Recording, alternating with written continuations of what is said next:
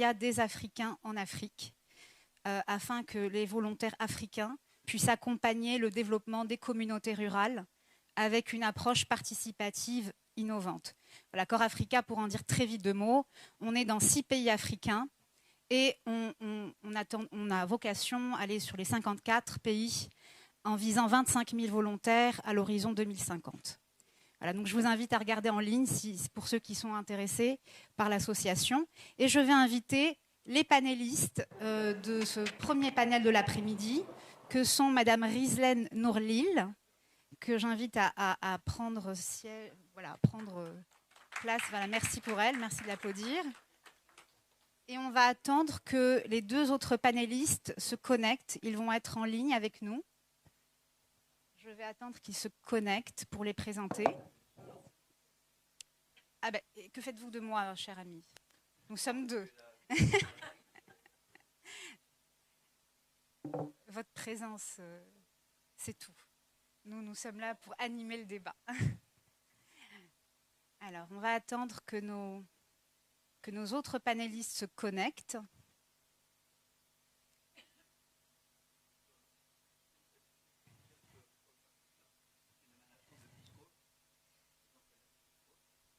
Alors, ce n'est pas une émanation parce que c'est une association qui est indépendante, qui a un modèle original, mais qui est effectivement inspirée de Peace Corps, les volontaires américains qui sont formés par le département d'État américain. Corps Africa est une association de droit privé qui ne repose sur aucun gouvernement en particulier. Alors, je vais présenter le sujet de ce panel, qui est l'engagement du secteur privé dans le changement climatique. On y reviendra un peu plus en détail, puisque nous avons un très beau panel d'experts. Je vais peut-être dire un mot déjà de Madame Rizlen Nourlil, qui est avec nous, qui a plus de 20 ans d'expertise dans la finance durable, qui a travaillé dans plusieurs organisations internationales et qui a une expertise toute particulière en ce qui concerne la notation. Voilà, le ranking. Voilà. Je dis juste un mot avant que nos 2 autres panélistes se connectent. Nous sommes ici, vous le voyez, quasiment en famille. Et à ce titre-là, je voulais préciser dans un esprit éthique que les panélistes vont tenir des propos qui n'engagent qu'eux. Ils sont là à titre d'experts et ne parlent pas au nom des organisations et des entreprises dans lesquelles ils travaillent. Ils sont là pour partager avec nous leurs éclairages, leur expertise sur la question de l'engagement du secteur privé dans la transition climatique. Alors, je ne sais pas si on attend davantage. Alors moi, j'ai commencé déjà à parler avec Madame Nourlil, qui m'a appris déjà beaucoup de choses. On pourrait presque à 2 voilà, faire ce panel, mais on va quand même attendre nos 2 autres invités. Oh, c'est Moubarak, je vous salue tous. Place à côté de vous pour gagner un peu de temps. Oui, bonjour. Bonjour à tous, Monsieur Mokas. Ravi d'être avec vous. Salut, Moubarak Lo. Impossible de connecter la vidéo, si vous pouvez nous permettre. Merci.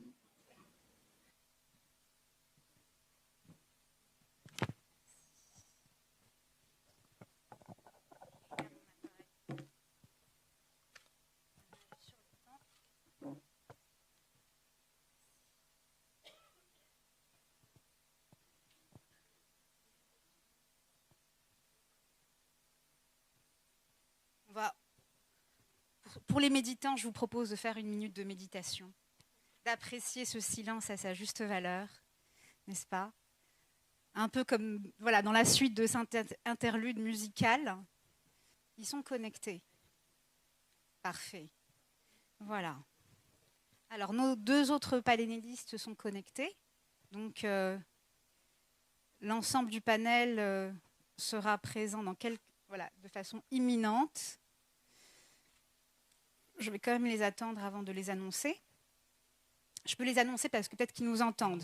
Alors, avec nous en ligne, nous avons le privilège d'avoir Monsieur Moubarak Lo, qui est le directeur général du Bureau de la prospective économique au Sénégal. Monsieur Lo est aussi le président de l'Institut Émergence, qui produit des études économiques et des études de planification stratégique. Il a été conseiller économique de la présidence du Sénégal, mais aussi de plusieurs ministres.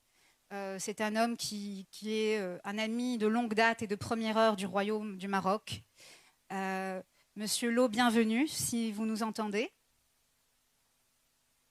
Oui, bonjour. Je regrette de ne pas pouvoir être avec vous, mais je suis avec vous de tout cœur.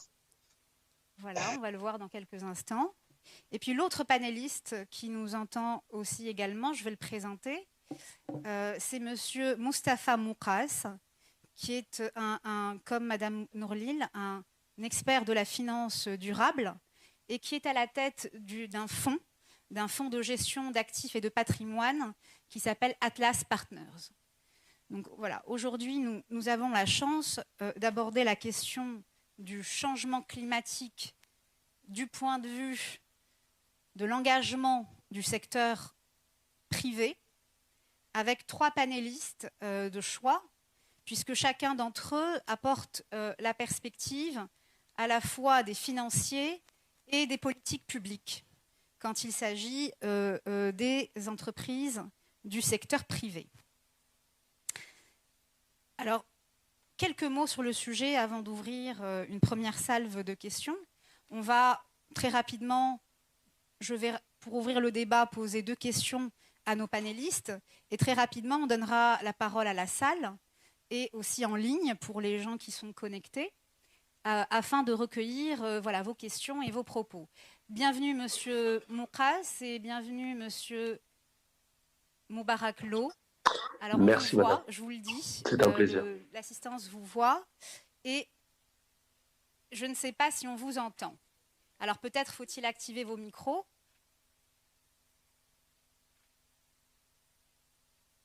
Vous nous entendez désormais? Mais on ne vous entend pas. Pendant une petite seconde. Vous nous entendez? Voilà, bienvenue Monsieur Moukas.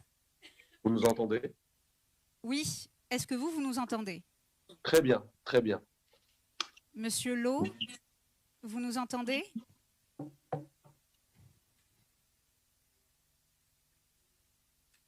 Alors Monsieur Lo, je pense qu'il faut activer votre... Très bien, voilà. Je vous entends très bien. Bienvenue Monsieur Lo, nous sommes ravis de vous compter parmi nous pour ce panel. Merci beaucoup. Voilà. Merci beaucoup et donc ravi de participer aussi. Merci de nous rejoindre sur ce panel qui est consacré à l'engagement des entreprises du secteur privé dans le changement climatique. Alors avant de commencer, je voulais préciser que le changement climatique, ça peut aller de soi, mais il est toujours bon de rappeler certaines évidences. Le changement climatique, c'est aujourd'hui un sujet. Dans tous les reportings, dans toutes les entreprises, on en parle comme d'un topic. C'est un issue, c'est un topic.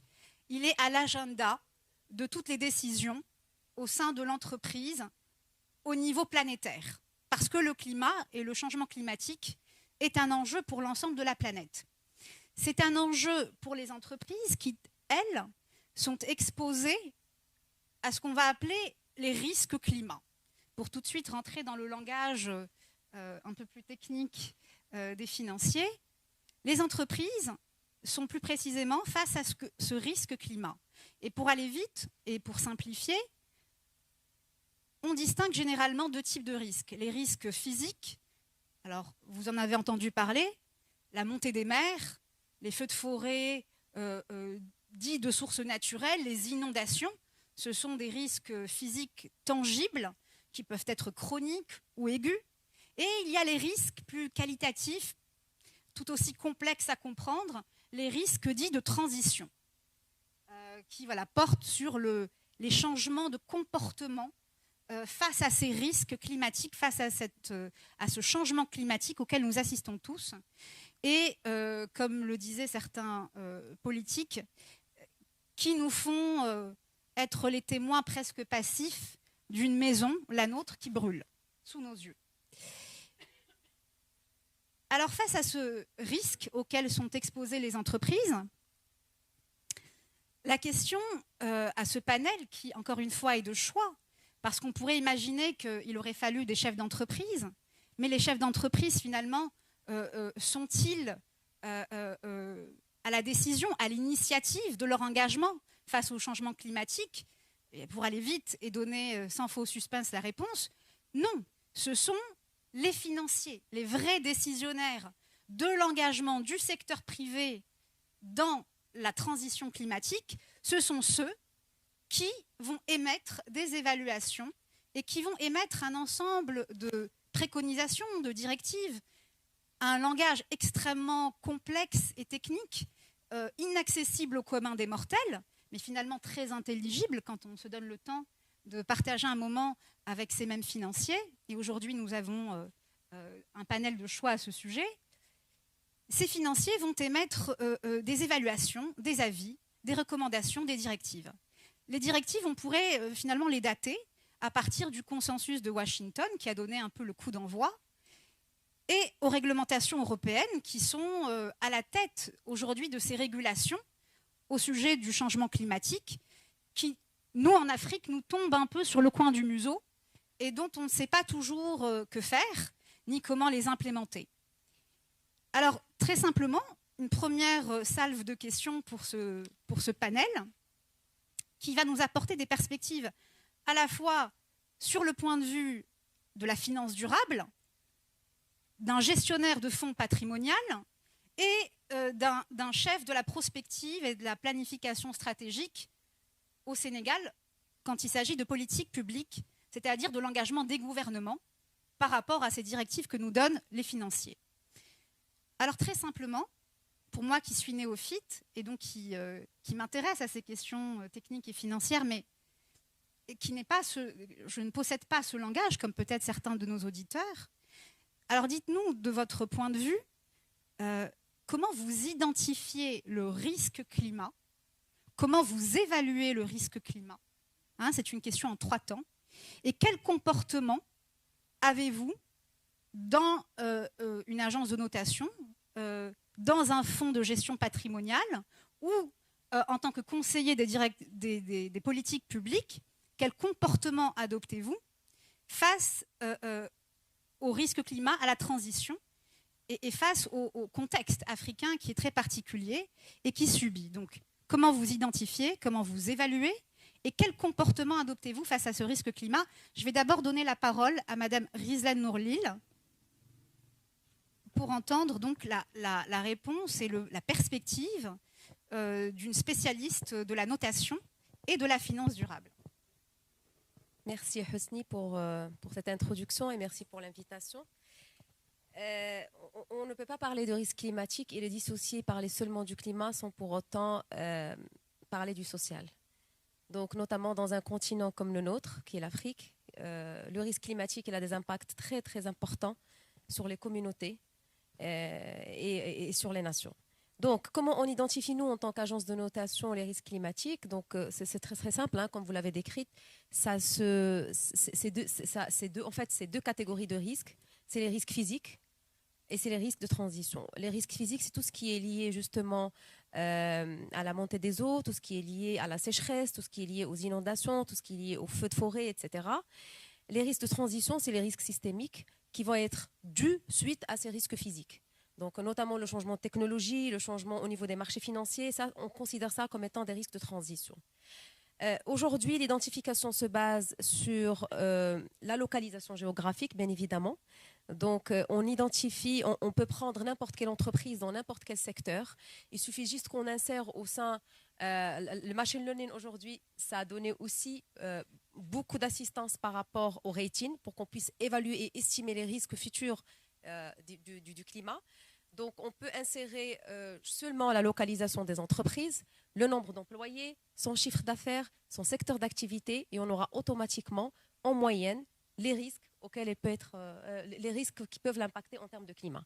Donc, cela, il est beaucoup plus visible quand on parle d'assets physiques, c'est-à-dire quand on parle de locations, de bureaux, d'immeubles, de buildings, parce que c'est là où on voit exactement comment cela peut impacter, mais aussi par rapport à des entreprises qui ont des filiales, qui ont des bureaux dans d'autres localisations.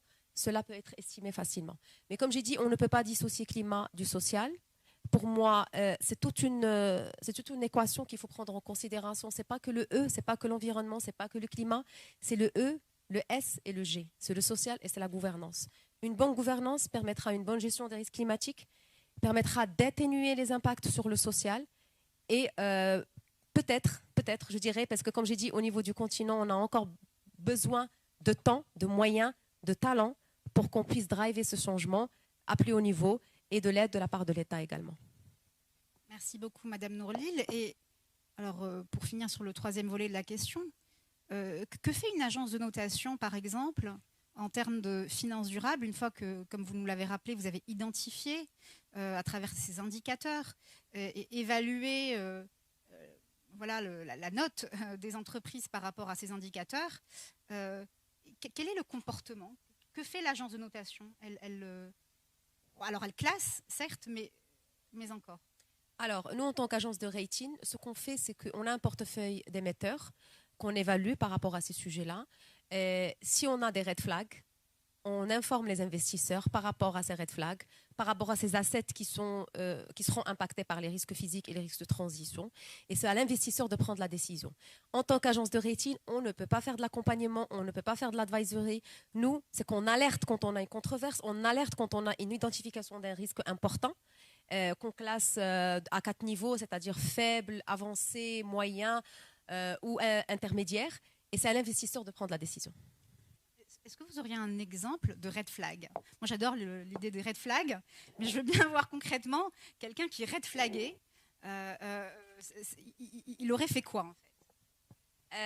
Alors, un simple exemple, si on prend par exemple, je pourrais pas discloser de nom, mais peut-être une île quelque part où une entreprise de real estate, elle a des hôtels, elle a des buildings sur cette île-là, et qu'on identifie qu'effectivement, d'ici l'année prochaine, il y aura des risques physiques importants en termes de montée des eaux. Donc là, on peut informer l'investisseur. À ce moment-là, il pourra se désinvestir justement de ces hôtels-là ou de ces fonds-là ou de ces assets-là, ou il pourra bien évidemment mettre en place des outils d'adaptation au changement climatique.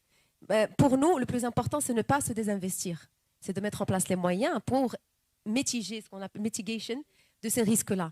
Et c'est là où on rentre dans l'adaptation, parce que sur la partie climat, il y a l'adaptation et la mitigation. Donc sur la partie adaptation, il y a une multitude de choses à faire. Je ne suis pas une technicienne ni ingénieure, mais il pourra y avoir des constructions de murs, il pourra y avoir des constructions de tellement d'outils qui permettront justement d'atténuer ce risque-là de montée des eaux. Donc, c'est l'investisseur qui peut prendre la décision, mais c'est un exemple concret quand on est face à ce genre de risque. Merci, c'est très clair. Je vais passer la parole à Monsieur Moustapha Moukas. Alors, vous gérez des portefeuilles d'actifs et vous gérez des patrimoines. Donc, vous êtes décisionnaire. Vous prenez cette décision. Alors, le but essentiel, c'est d'accroître un rendement face à des risques, ceux-là même qui viennent d'être cités. Face à des risques donc, que vous avez identifiés, il y a tous ces reportings, il y a toutes ces recommandations qui ne sont pas toujours contraignantes, mais vous les connaissez bien. Et donc c'est à la lumière de ces risques que vous prenez des décisions d'investissement et que vous jugez la sensibilité de certains portefeuilles ou de certains investissements. Alors, est-ce que vous pouvez, Monsieur Moukas, nous expliquer, en tant que gestionnaire de fonds, comment vous prenez ce type de décision? Quelle est cette logique de rendement quand on intègre la réflexion sur le climat et la gestion des risques? Oui, merci. Merci beaucoup pour l'invitation, pour le panel, et merci pour la question. Effectivement, d'abord, en préambule, je souhaiterais simplement évoquer que la lutte contre le changement climatique, si vous voulez, est le scénario des 2 degrés que l'accord de Paris a défini pour une atteinte d'ici 2050 est encore possible. Malheureusement, on a appris par les différents experts climatiques que le scénario le plus ambitieux d'1,5 degré atteignable en 2034 n'est plus possible. Par conséquent, c'est si vous voulez, le scénario de base est celui-ci. On ne peut pas y arriver avec exclusivement les financements publics et les financements gouvernementaux, les financements des bailleurs de fonds publics. Il est essentiel de mobiliser les capitaux privés et le capital privé pour y arriver. Pour vous donner un chiffre, l'accord de Paris cible 100 milliards de dollars par an de financement pour les pays en développement pour s'adapter au changement climatique, comme vous évoquez, mais également pour investir dans la transition énergétique.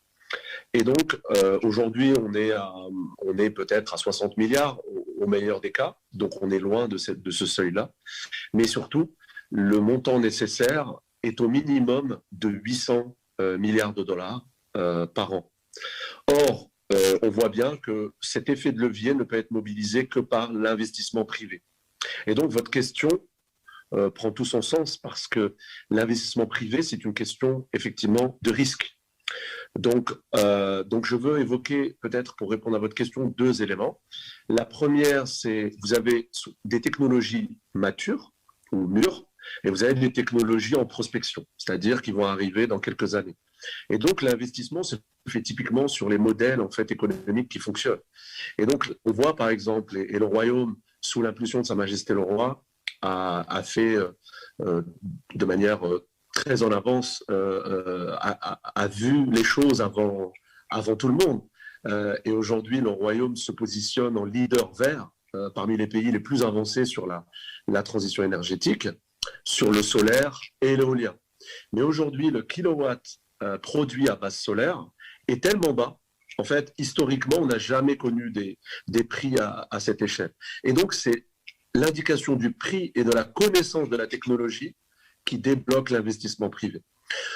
Donc, pour parler des technologies un peu plus qui vont arriver, on parle beaucoup de green hydrogen maintenant, désormais. C'est nouveau, avec notamment la géopolitique de l'énergie en Europe, qui a un impact directement en Afrique.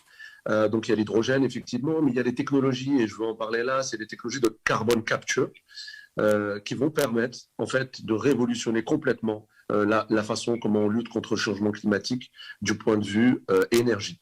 Je veux juste rappeler ici que plus de 80% des émissions viennent de l'énergie. Donc, c'est vraiment fondamental à comprendre que, effectivement, typiquement, passer tous les véhicules en Afrique à l'électrique, ça ne fera pas sens dans tous les cas. C'est-à-dire, l'effet réel sur si vous voulez, sur le changement climatique est plus lié à la façon comment on produit l'énergie sur le continent que sur l'utilisation, étant donné que les véhicules électriques sont déjà chers aux États-Unis et en Europe. Sur notre continent, on n'est pas prêt aujourd'hui à dire à nos populations acheter des véhicules électriques, ça ne sera pas possible. Donc, ma réponse est un peu plus, je dirais, est plus vaste que la question, mais typiquement, le risque, c'est vraiment lié à la maturité technologique.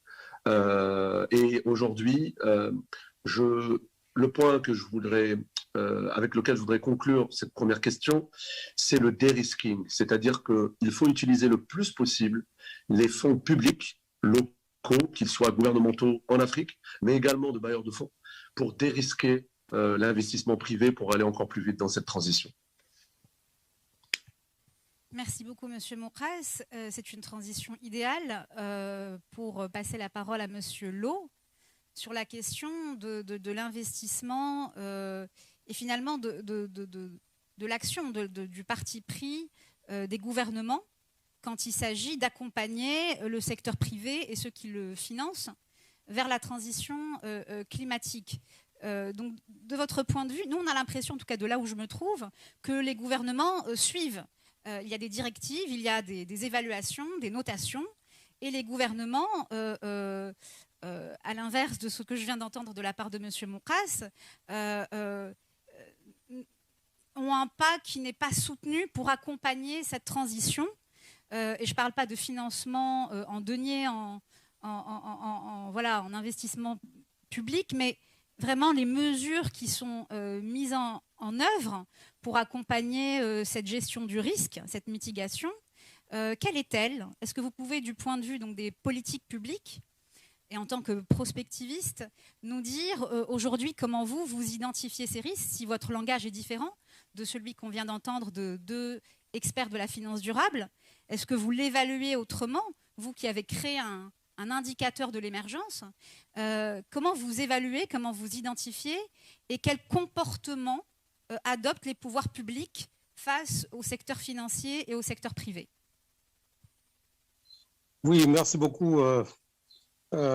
Effectivement, le risque climatique, nous, on le vit tous les jours. Tout à l'heure, j'ai bien aimé la distinction qui a été faite sur la mitigation et l'adaptation. Nous avons aujourd'hui les deux éléments, parce que moi-même qui vous parle, je suis un maire. Donc, un maire rural en plus. Donc, on vit ça en plein, notamment dans le domaine agricole. Et donc, on est obligé de trouver des solutions et de faire face. Et donc, de réduire l'impact négatif sur les populations à travers une meilleure planification, mais également en changeant même de stratégie. Bon, je vous donne un exemple. Si la pluviométrie évolue, on est obligé de changer les spéculations, c'est-à-dire de choisir des produits agricoles plus adaptés au contexte, qui permettent d'avoir les mêmes revenus, mais peut-être avec une pluviométrie moins bien distribuée, parce qu'aujourd'hui, paradoxalement, on n'a pas de déficit pluviométrique, mais on a une pluviométrie qui est mal distribuée. Donc, vous allez rester pendant un mois sans avoir de pluviométrie. Ensuite, vous avez beaucoup de pluie. Et ensuite, vous pouvez rester 15 jours sans pluie. Mais à la fin de l'année, vous avez peut-être plus de pluie, mais vous avez moins de production. Parce que justement, les plantes n'aiment pas ces pauses entre deux pluies. Et tout ça, c'est des conséquences du changement climatique. Comme vous le savez, qui vient pas toujours du sud. Donc nous subissons, alors que ce n'est pas ici que la production de CO2 est la plus élevée. Il y a également des actions en termes d'adaptation et également d'atténuation et même d'anticipation. Bon, ça, c'est un peu le rôle du prospectiviste. Donc nous sommes en phase avec des objectifs qui ont été fixés. J'ai beaucoup aimé l'initiative qui a été prise récemment au Maroc, par exemple, avec l'OCP d'aller à fond dans le durable en termes d'énergie. Et donc là aussi, au Sénégal, nous sommes très offensifs concernant l'énergie solaire. Aujourd'hui, on a des objectifs d'atteindre au moins 30% de notre énergie qui provient du solaire d'ici 2030. Bon, maintenant, vous avez mentionné un indice que je manage au sein du cabinet, du bureau. C'est un indice mondial donc, que nous manageons. Et nous n'avons pas encore, disons, en tout cas dans le volet économique, l'aspect environnemental, mais nous l'avons dans l'indice global. On a créé ce qu'on appelle un indice d'émergence globale, donc qui comporte notamment les émissions de CO2. C'est le seul élément qu'on a mis parce que très souvent, dans ce type d'indice, vous avez des problèmes de collecte de données sur l'ensemble des pays que vous voulez suivre. Mais au niveau national, moi-même, je préside le comité technique qui fait la revue des programmes gouvernementaux. Nous avons chaque année, dans le cadre des indicateurs que nous suivons dans le cadre du gouvernement, des indicateurs relatifs au changement climatique, donc que nous évaluons chaque année. Donc pour voir est-ce que nous sommes dans la dynamique d'atteindre les objectifs ou pas. Bon, maintenant, sur le secteur privé, effectivement, il faudrait aller plus loin parce que très souvent, c'est des objectifs qu'on met, mais on ne fixe pas d'objectifs aux entreprises. Peut-être qu'il faudrait, dans le cadre du travail gouvernemental, aller plus loin jusqu'à contraindre ou en tout cas mettre des normes pour les entreprises pour les pousser à contribuer à l'atteinte de ces objectifs. Souvent, c'est des objectifs qu'on met, mais derrière, il n'y a pas d'objectifs opérationnels au niveau du secteur privé notamment. Merci beaucoup, Monsieur Lo. Alors, vous faisiez référence à cette annonce qui date de quelques jours de l'OCP qui s'engage à mettre... Je ne vous entends pas. Ah. Alors, peut-être, je ne sais pas, c'est un niveau du réglage technique. Est-ce que vous nous entendez maintenant? Vous nous entendez, Monsieur Lo? C'est beaucoup mieux, oui. Oui, je pense que le fait d'enlever la caméra peut-être facilite, Oui, je vais l'enlever, oui. pour des raisons mystérieuses, l'arrivée du son. D'accord. Alors, vous faisiez référence à cette annonce d'il y a quelques jours de l'OCP qui engage ce qu'ils appellent un plan d'investissement vert de 13 billions de dollars, avec une promesse de création de 25 000 emplois à l'horizon 2027. Alors effectivement, comme vous dites, c'est un engagement massif d'un géant de l'économie marocaine. Moi, je me pose la question, pour les 90 autres % d'entreprises qui constituent le secteur privé, qui n'ont pas les reins aussi solides que l'OCP, qui n'ont pas toujours les moyens de comprendre la taxonomie européenne, qui est extrêmement sophistiquée et complexe, et notamment, si j'ai bien compris, le fameux article 9 ou 8, voilà, il y a des articles dont la compréhension peut faire basculer certains actifs ou certaines activités dans le rouge. Alors, la question, c'est pour le reste de ces acteurs du secteur privé, qui ne sont pas des géants, qui sont des moyennes, petites entreprises, comment fait-on au niveau des gouvernements, des fonds d'investissement, ou quand on est agence de notation, pour donner des incentives, pour les accompagner, même si on a bien entendu, Madame Nourlil, qu'une agence de notation n'a pas vocation à accompagner le secteur privé, mais comment fait-on entre les hésitations et la lenteur des pouvoirs publics et les réserves des autres acteurs du secteur financier? Comment fait-on pour combler ce gap, pour accompagner les entreprises moyennes, petites du secteur privé à rentrer dans la transition du climat, à s'engager concrètement dans la formation, dans la révision de leur chaîne de valeur? Comment fait-on? Comment faites-vous quand vous gérez, Monsieur Moncras, un fonds patrimonial? Comment faites-vous pour donner des incentives, des encouragements, comment faites-vous pour rendre intelligible l'urgence de l'investissement vert qui, on l'a bien entendu, ne comprend pas que l'énergie, même si c'est très important, mais aussi des éléments qui touchent au social, à la gouvernance. Et peut-être que vous êtes un interlocuteur de choix, puisque vous gérez littéralement leurs fonds. Comment vous faites passer le message? Et où sont les blocages, finalement, en Afrique? Écoutez, en fait, répondre à votre question, en fait, c'est vraiment lié à la régulation. C'est-à-dire que d'un côté, la régulation, donc quelles sont les régulations en place aujourd'hui dans nos pays en Afrique? Aujourd'hui, il y a très peu de régulation ESG. En revanche, même à l'international, aujourd'hui, si on regarde bien, il y a énormément de greenwashing. Il y avait un article, pas plus tard que la semaine dernière, de Financial Times, qui analysait le nombre de fonds qui se disent ESG compliance, mais qui investissent massivement dans les énergies fossiles.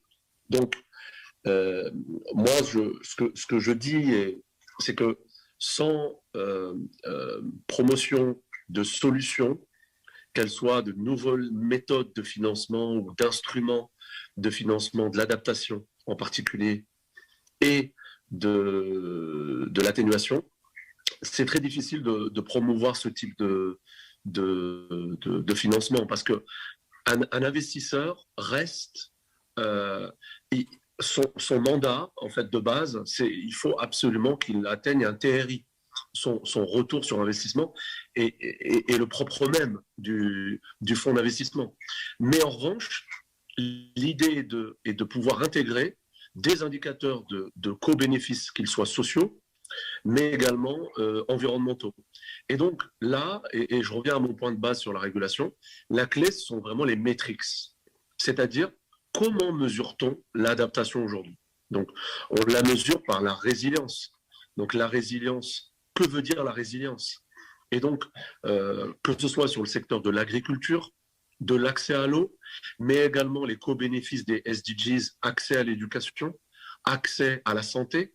Donc, c'est ces éléments-là qui permettront de quantifier dans un investissement quels sont les co-bénéfices.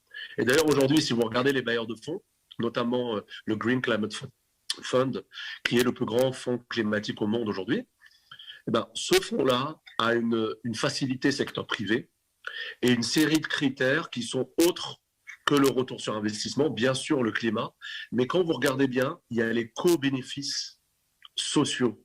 Et ça, c'est fondamental. Et je pense que des fonds d'investissement vont tendre de plus en plus vers ça, mais fondamentalement, il faut absolument...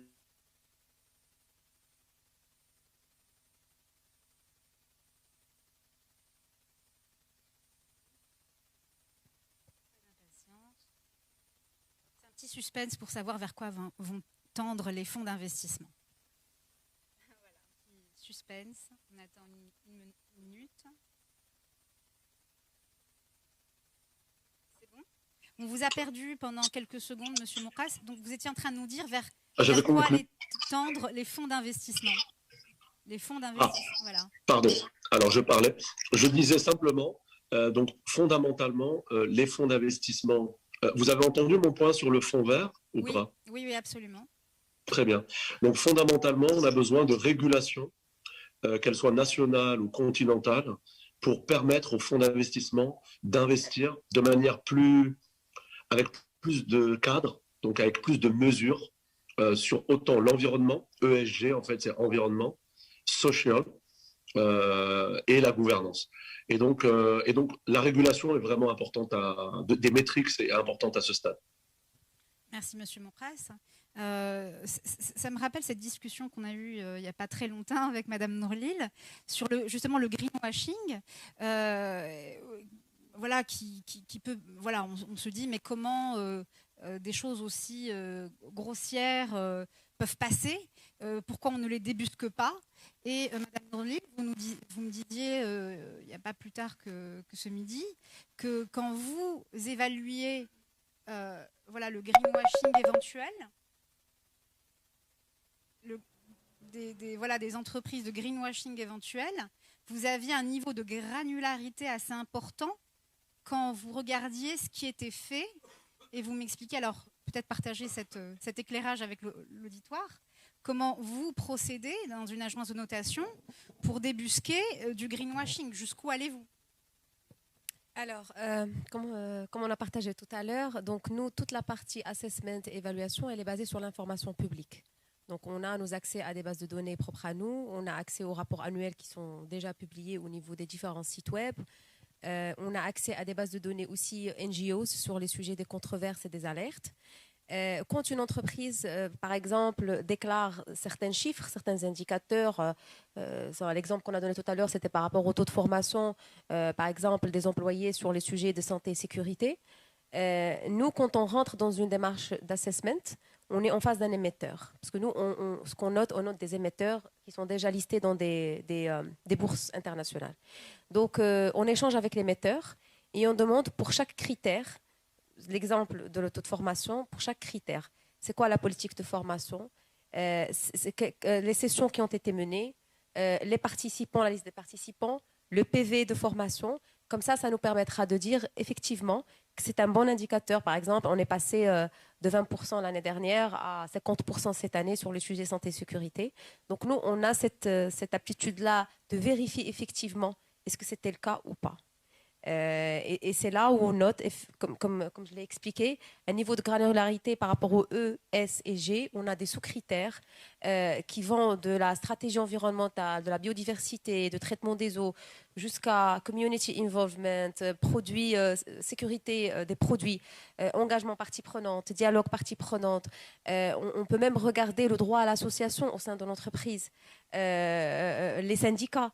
Sur la partie gouvernance, on regarde le lobbying, comment l'activité de lobbying est menée et est gérée au sein de l'entreprise, l'indépendance du board, quels sont les directeurs indépendants et les membres du board indépendant qui se joignent à l'entreprise, la rémunération des exécutifs. Est-ce que cette rémunération inclut effectivement des indicateurs ESG? Est-ce qu'elle inclut des objectifs ESG et RSE qui devront atteindre pour justement recevoir ces incentives-là? Donc, tout ça, on le regarde de plus près sur la base de documents qui sont signés, communiqués et connus par tout le personnel de l'entreprise. Sans ça, on ne peut pas statuer que c'est effectivement des scorings qui sont hauts si on n'a pas ce genre d'informations. Si on n'a pas d'informations, si on ne trouve rien sur le sujet, donc à ce moment-là, on score 0. Donc en fait, pour reprendre ce que disait M. Moukas et ce que vous disiez à l'instant, Mme Nourlil, quand on a vos éclairages, on est presque stupéfait de voir que le secteur privé peine à s'engager dans la transition climatique, parce que finalement, ces métriques que vous évoquez, ces métriques, ces indicateurs, les démarches, tout ça est finalement connu. C'est public, c'est dans des ressources et des documents qui sont accessibles. Donc, on a du mal à comprendre ce qui fait que le secteur privé en Afrique peine encore à prendre cette question au sérieux. On a l'impression que c'est l'affaire des autres, c'est l'affaire des Européens, c'est l'affaire des Américains. On ne se sent pas concerné au premier abord. C'est étrange, comme si cette histoire de rendement se mettait sur la route. Comme si, au fond, il fallait d'abord réaliser la survie économique, entendue comme le rendement business économique au sens 20e siècle, pour parler dans un langage cru, et que la suite, c'est pour les riches, c'est après, c'est dans longtemps. Voilà, on a l'impression qu'il y a un décalage et qu'il y a aussi une incapacité à aller vers ces mécanismes financiers. Peut-être qu'il n'y a pas de financement.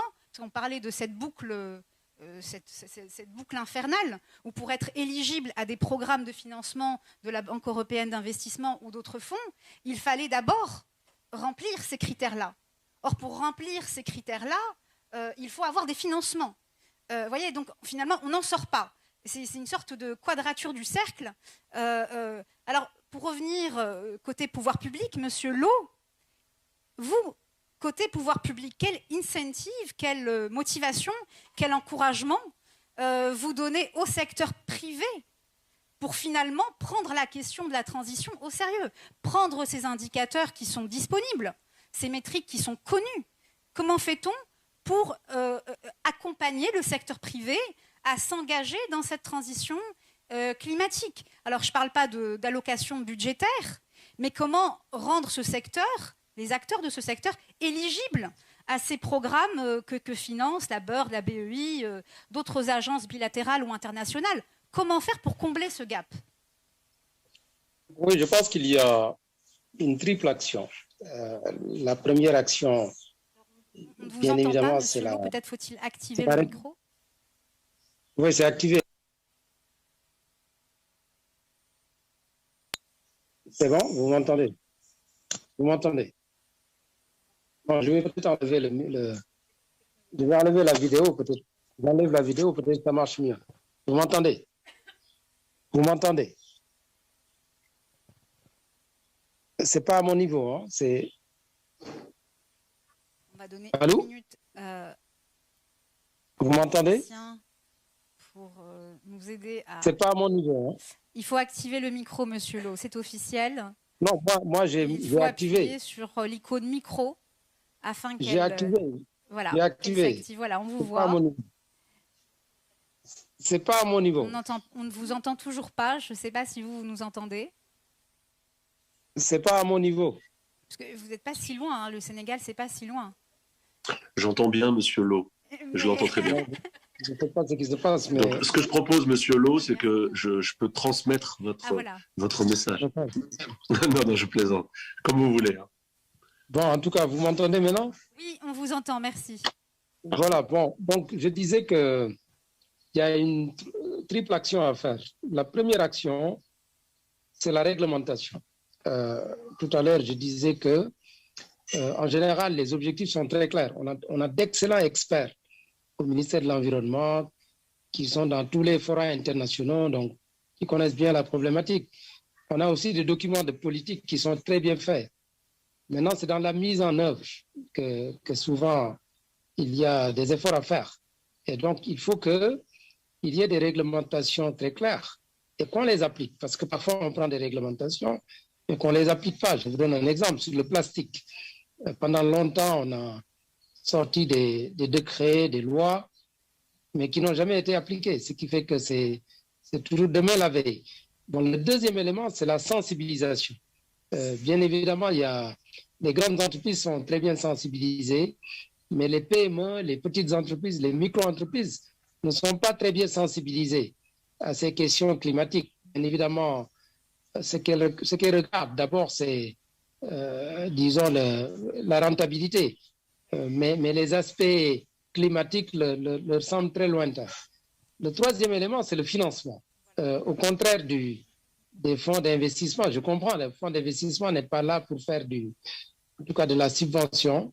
Les États peuvent faire de la subvention parce que on a souvent ce qu'on appelle des programmes de mise à niveau qu'on a eu à utiliser dans le cadre de la compétitivité.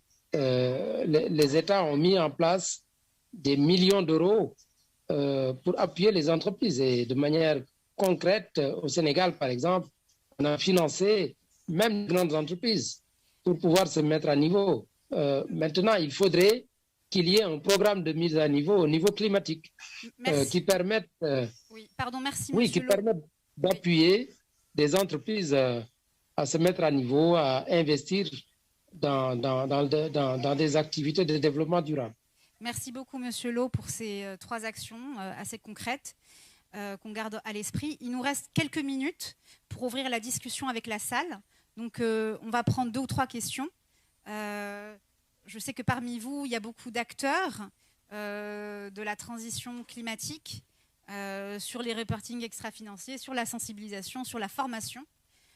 Si vous voulez partager avec nous un témoignage, une question pour nos panélistes, nous en serions ravis, dans la salle ou en ligne, pour ceux éventuellement qui nous écoutent.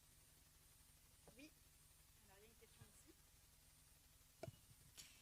Bonjour à tous, merci en tout cas pour cette intervention qui est vraiment très très intéressante. Donc moi je suis Yasmina Ateya, je suis une experte en sensibilisation sur tout ce qui est enjeux environnementaux, c'est-à-dire réchauffement climatique, biodiversité, etc. Je suis une scientifique, donc pas du tout financière. Alors j'ai plusieurs questions. Alors Hosni, vous aviez demandé peut-être une seule question, mais j'en ai plein. La plus brûlante et les autres on les prendra autour d'un café. D'accord. Alors, la première question, c'est pour madame. Vous aviez parlé d'une bonne gouvernance d'entreprise qui était nécessaire. Alors, moi, je vous pose la question. Qu'est-ce que c'est qu'une bonne gouvernance par rapport aux enjeux climatiques? Comment est-ce que vous voyez qu'une entreprise a une bonne gouvernance? Voilà. On va prendre peut-être d'autres questions. Et ensuite, on va clore le panel par les réponses de nos panélistes. Quelqu'un d'autre dans la salle avec une autre question? On va répondre en une fois. Il y a une autre question par là? Oui. Merci. Vraiment, les échanges sont passionnants. Puisqu'on parle de secteur bancaire, je me suis demandé, est-ce que c'est la même chose avec le secteur des assurances? Puisque vous parlez de risque, donc je voulais comprendre un peu la différence lorsque l'on parle d'assurance dans ces conditions et lorsque l'on parle du secteur bancaire dans ces conditions. Parce que j'ai entendu le mot risque. Très pertinent, merci pour cette question. Allez, une troisième et dernière question peut-être, avant de passer la parole aux panélistes. On a un expert RSE avec nous qui est absolument fascinant. Monsieur Hassan Bouchachia, je ne sais pas si Hassan, tu as des questions? Ah oui, alors une question de Monsieur Bouchachia. Ah non, mais c'est un trésor, donc je ne peux pas me priver de... Peut-être une question pour Madame Norlil, juste par rapport à la donnée ESG ici au Maroc. Comment vous regardez ces données-là? Par quel filtre? Comment vous vous assurez de les données de durabilité, les données ESG, sur un marché, puisqu'on est sur le marché local?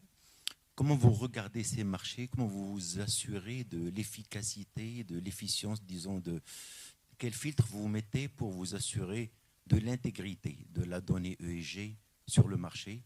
Bien sûr, je ne vais pas vous poser la question sur la gestion de la donnée à l'intérieur de votre institution, mais déjà, comment vous traitez ces données sur des marchés où la maturité n'a pas encore égalé la maturité sur les marchés du Nord. Merci. Merci beaucoup pour ces 3 questions. Alors, une toute dernière, ensuite la parole aux panélistes.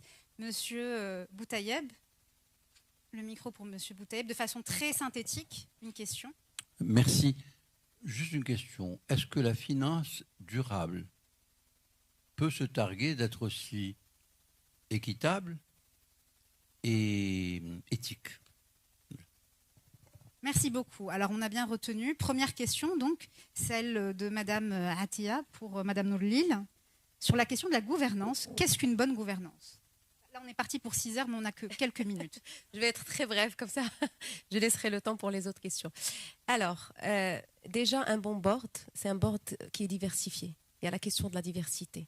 Donc, ça doit normalement inclure des experts de plusieurs métiers et des experts aussi indépendants qui vont apporter leur regard externe par rapport au fonctionnement de l'entreprise, mais pas que, par rapport aussi à la planification.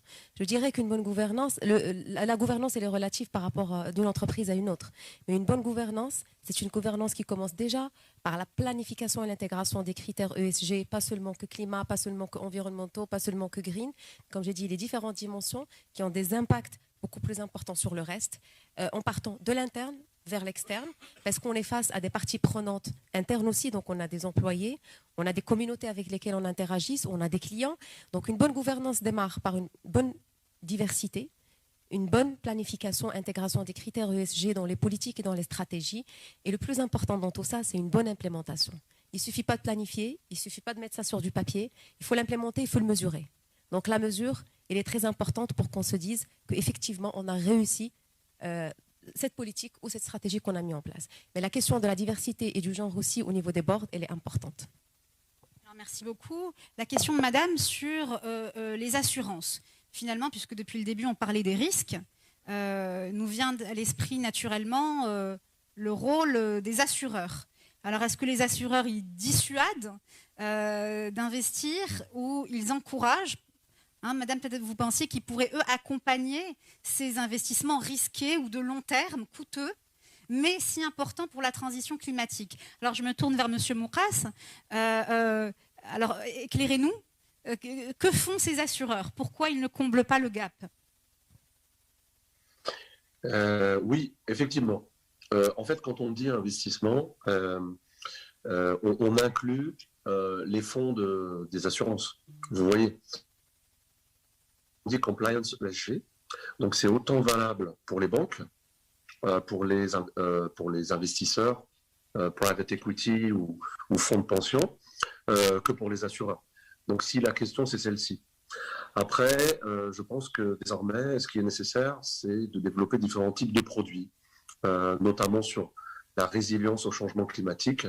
Donc les assureurs aujourd'hui ont un vrai rôle à jouer sur des produits spécifiques aux populations les plus vulnérables, notamment dans les pays africains, et les SIDS, ce qu'on appelle les SIDS, Small Island States, où il y a réellement un rôle à jouer sur ces sujets-là. Mais la réglementation ESG est applicable autant aux assureurs qu'aux acteurs de l'investissement. Je ne sais pas si ça répond à votre question, madame.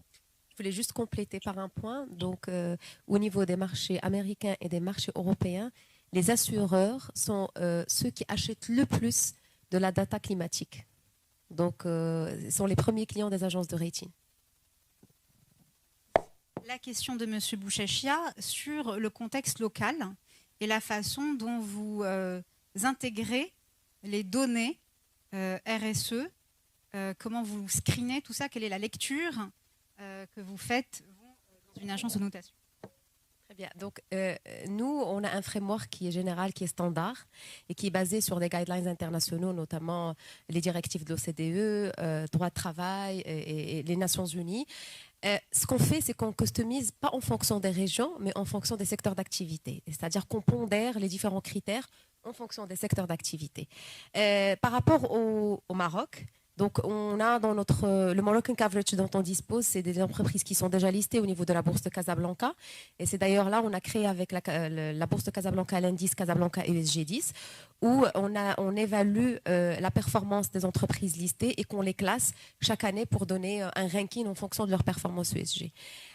Comment s'assurer de l'efficience des données? Donc, comme je l'ai mentionné tout à l'heure, toute la data elle est publique. Donc, notre évaluation elle est basée sur l'information publique, mais pas que. Dès qu'on rentre dans un processus de notation avec les émetteurs, nous avons une plateforme interne qu'on ouvre aux émetteurs. On échange avec eux certaines données, certaines informations, des documents qui justifient justement de la démarche qu'ils ont mentionné lors du questionnaire.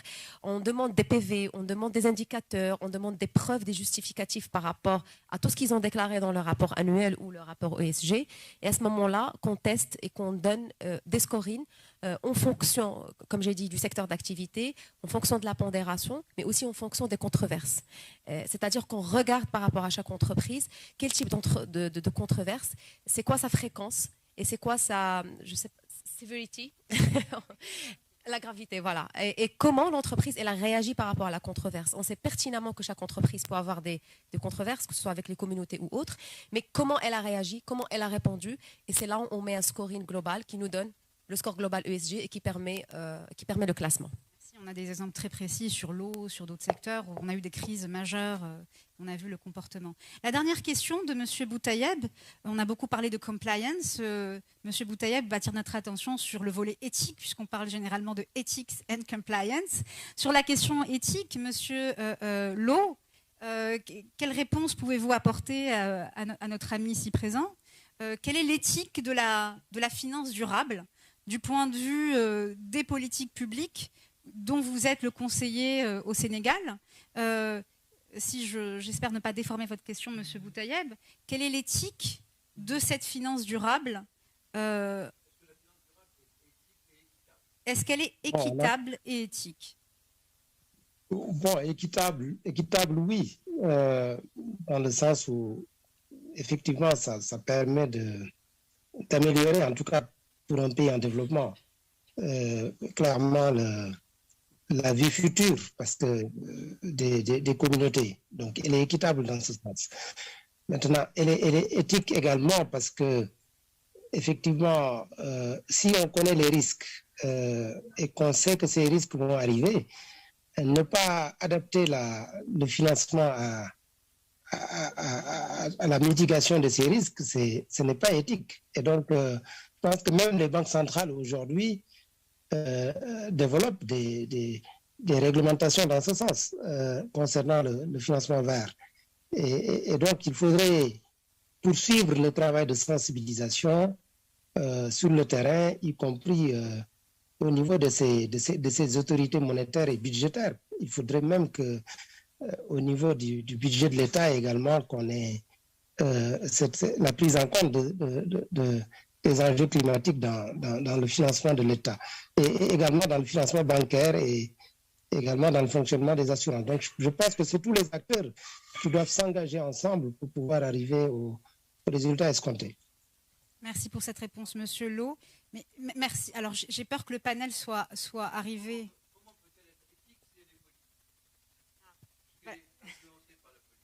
Oui, en tout cas, ce sont des questions très pertinentes et merci d'avoir mis la question des populations les plus vulnérables, parce que la question de l'équité, c'est comment on prend en compte les populations les plus vulnérables, les plus fragiles, dans cette transition qui marche à pas forcenés, celui des grandes entreprises et organisations internationales. Comment fait-on pour parler dans un langage poli, faire de la mitigation, faire de l'accompagnement? Comment cet accompagnement peut être humain, à l'image de l'interlude mystique et tellement poétique qu'on a eu? Comment sortir de cette technicité pour aller vers l'humain, pour aller vers la sauvegarde de ce bien commun qu'on a, qui est la Terre? Voilà, merci de... Oui. Merci. Merci à tous. Un tout dernier, oui. Merci beaucoup. Merci, Monsieur Lo. Merci, Monsieur Moukras. Je vous propose, Monsieur Boutayeb, de poursuivre cette conversation autour d'un café. Je vous remercie infiniment. C'était très enrichissant et très instructif.